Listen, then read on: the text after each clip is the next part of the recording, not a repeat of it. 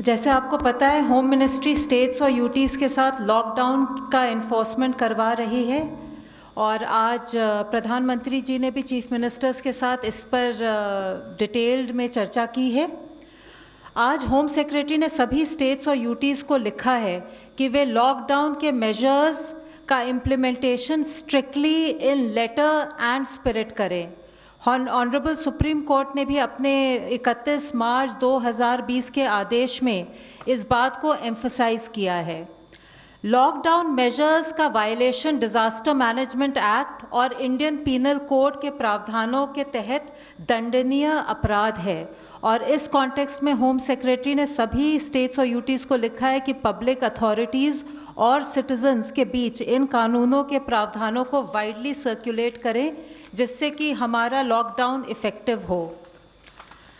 आपदा के समय सही जानकारी अति आवश्यक है। किसी प्रकार की रूमर मॉन्गरिंग या फेक न्यूज़ पैनिक क्रिएट कर सकती है।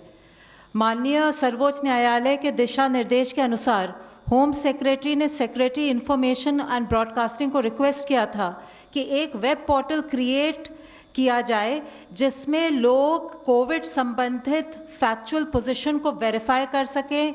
कोई भी अनवेरिफाइड न्यूज़ है तो उसके बारे में भी अपने डाउट्स क्लियर कर सके। इंफॉर्मेशन एंड ब्रॉडकास्टिंग मिनिस्ट्री ने एक्सपेडिशियसली एक फैक्ट चेक यूनिट कॉन्स्टिट्यूट किया है जिसे एक डायरेक्टर जनरल हेड करेंगे। लोग इस यूनिट में ईमेल द्वारा और बाकी सोशल मीडिया के माध्यम से भी अपनी क्वेरीज भेज सकते हैं। इस की email ID I am sure all of you would be aware, but it is pibfactcheck@gmail.com। Home secretary ने सभी चीफ सेक्रेटरीज को भी रिक्वेस्ट किया है कि वे एक ऐसा मैकेनिज्म स्टेट लेवल पे भी इस्टेब्लिश करें जिससे कि स्टेट से रिलेटेड जो लोगों के डाउट्स हैं या क्वेरीज है वो रिजॉल्व की जाए। आपको तबलीगी जमात वर्कर्स के बारे में भी थोड़ा सा अपडेट देना चाहूँगी। स्टेट्स और यूटीज़ के साथ मिलकर के होम मिनिस्ट्री ने एक मैसिव एफर्ट लॉन्च किया था और टीजे वर्कर्स और उनके प्राइमरी कॉन्टैक्ट्स करीब 9,000 ऐसे लोगों को आइडेंटिफाई किया गया है और क्वारंटाइन में प्लेस किया गया है। इन 9,000 लोगों में से करीब 1,306 लोग फॉरेनर्स हैं और बाकी इंडियंस हैं और इस पे संपूर्ण रूप से कार्यवाही चल रही है। जो लगभग टीजे मरकाज दिल्ली में करीब 2,000 टीजे वर्कर्स थे जिसमें करीब लगभग 250 फॉरेनर्स थे। उनमें से 1,804 टीजे वर्कर्स को क्वारंटाइन सेंटर्स में शिफ्ट कर दिया गया है और जो 334 लोग सिम्प्टोमेटिक पाए गए थे उनको हॉस्पिटलाइज कर दिया गया है। धन्यवाद। Health ministry spokesperson. आप सबकी दृष्टि में लाने के लिए कल से आज तक 328 नए केसेस आए हैं और 29 स्टेट में कुल मिलाकर टोटल 1965 कंफर्म केसेस पाए गए हैं। उसमें अगर हम देखें तो टोटल 50 डेथ्स भी रिपोर्ट हुई हैं जिसमें कि कल से आज तक में 12 नई डेथ्स रिपोर्ट हुई हैं। पॉजिटिव न्यूज़ ये है कि अब तक 151 पीपल 151 लोग रिकवर भी हो चुके हैं।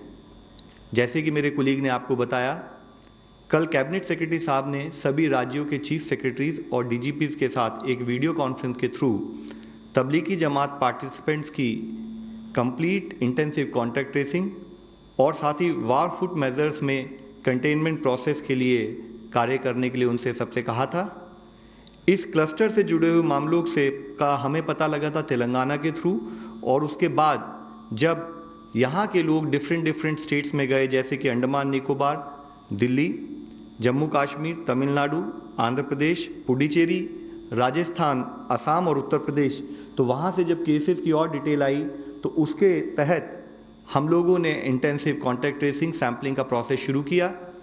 अब तक इन राज्यों से करीब 400 पॉजिटिव केसेस आइडेंटिफाई हो चुके हैं जिनकी की एपिडेमियोलॉजिकल लिंकेज इस क्लस्टर से पाई जा चुकी है और इसके साथ ही एडिशनल टेस्टिंग भी चल रही है जिससे हमें लगता है कि शायद और कुछ पॉजिटिव केसेस इस क्लस्टर से लिंक पाए जा सकते हैं। अब तक की इंफॉर्मेशन के अनुसार तमिलनाडु से 173 लोग, राजस्थान से 11, अंडमान निकोबार से 9, दिल्ली से 47, पुडुचेरी से 2, जम्मू कश्मीर से 22, तेलंगाना से 33, आंध्र प्रदेश से 67 और असम से 16 ऐसे पॉजिटिव कंफर्म केसेस पाए गए हैं। जैसे मैंने आपको बताया है, ये नंबर और बढ़ता जा रहा है जैसे जैसे केसेस सैंपलिंग की रिपोर्ट आ रही है।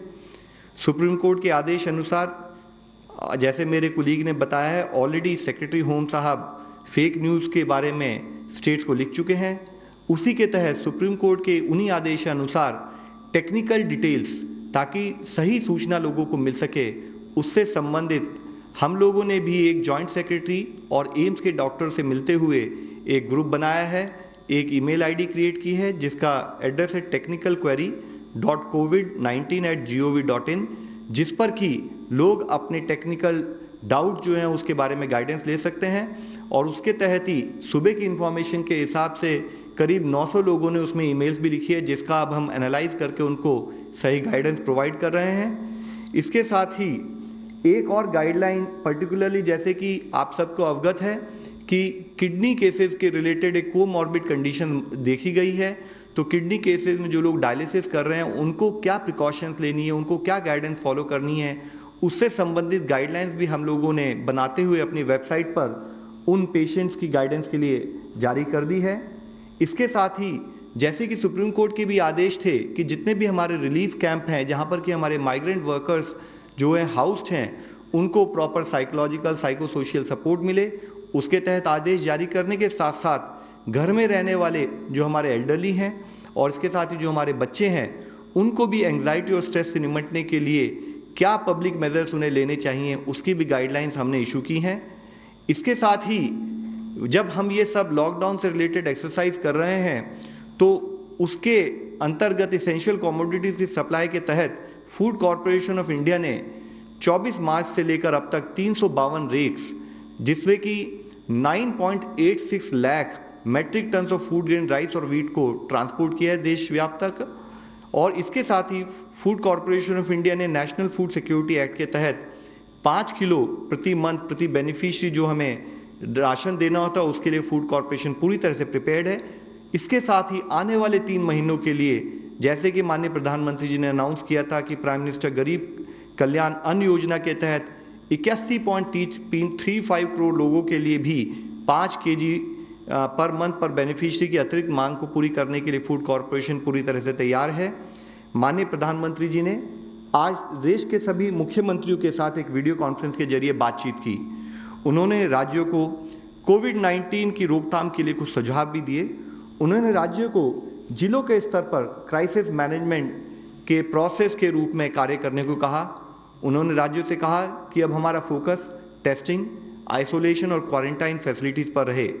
राज्यों से उन्होंने हेल्थ केयर ह्यूमन रिसोर्स को अपग्रेड करने के लिए फ्रंटलाइन वर्कर की ऑनलाइन ट्रेनिंग और इसके साथ ही रिटायर्ड जो हमारे हेल्थ वर्कर्स हैं, चाहे वो गवर्नमेंट सेक्टर से हों चाहे वो प्राइवेट सेक्टर से हों, और हमारे जो पब्लिक स्पिरिटेड लोग होते हैं, जो हमारे कम्युनिटी बेस्ड ऑर्गेनाइजेशंस हैं, एनजीओज हैं, हमारे एनएसएस के वॉलंटियर्स हैं, एनसीसी के जो वॉलंटियर्स हैं, उनको भी इन्वॉल्व करके हर तरीके से एक फोर्स बनाई जाए फील्ड स्थाई पर, उसके लिए भी उन्होंने स्टेट से अनुरोध किया है।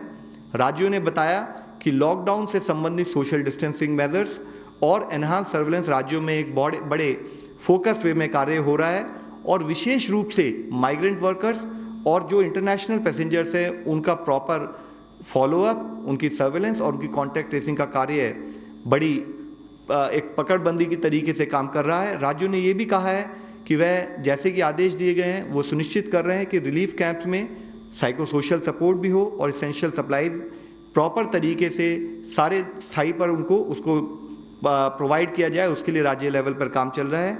राज्यों से इसके साथ ही dedicated COVID hospitals, ICU beds, quarantine facilities, ventilators और पर्सनल प्रोटेक्शन इक्विपमेंट के विषय पे भी डिटेल चर्चा आज हुई है। माननीय प्रधानमंत्री जी ने सभी राज्यों से एक चीज कही जो मैं आप सबको अवगत करना चाहूंगा। उन्होंने कहा कि चाहे हम वीडियो कॉन्फ्रेंस के द्वारा अलग अलग बात कर रहे हैं, लेकिन सामूहिकता ही हमारी शक्ति है। उन्होंने ये कहा कि जिस तरह से ये केसेस अभी रिपोर्ट हो रहे हैं, उससे हमें मानना चाहिए कि इस महामारी से हमारी लड़ाई का जो युद्ध है वो अभी शुरू ही हुआ है, और देश का हर नागरिक, हर गवर्नमेंट एम्प्लॉय एक सैनिक के रूप में अलर्ट रहते हुए इस लड़ाई को उसने लड़ना है। मानव जाति के इतिहास में आज तक ऐसा पूरा वर्ल्ड वाइड ऐसा संकट कभी देखा नहीं गया है और इस लड़ाई में हमें सभी का सपोर्ट आना चाहिए। उन्होंने ये भी कहा कि शांति, एकता, सद्भावना और कानूनी व्यवस्था बनाए रखना अति आवश्यक है। इसके साथ ही उन्होंने कहा कि आज जरूरत है कि सभी विचारधारा, सभी आस्था के संबंधित लोग एक साथ जुटकर, मिलजुल कर इस लड़ाई को लड़ें। सभी धर्मों के जो लोग हैं वो मिलकर बैठें और अपने अनुयायियों को इस लड़ाई से बचने के लिए, इस लड़ाई से जीतने के लिए सोशल डिस्टेंसिंग से संबंधित नियमों का पालन करने को कहें। उन्होंने कहा कि हमारी प्राथमिकता है कि चेन ऑफ ट्रांसमिशन टूटे और साथ ही जो ये 21 दिन का जो आइसोलेशन की जो हमारी तपस्या है, हम कोई भी ऐसा कार्य ना करें कि जिससे हमें इस तपस्या का फल ना मिले। हमें कलेक्टिवली इस लड़ाई से यशस्वी होकर बाहर निकलना है। And in the end I would like to just reiterate and request कि let us collectively take this battle and deliver on the vision of Honorable Prime Minister and our collective mission to win this war. Thank you. धन्यवाद।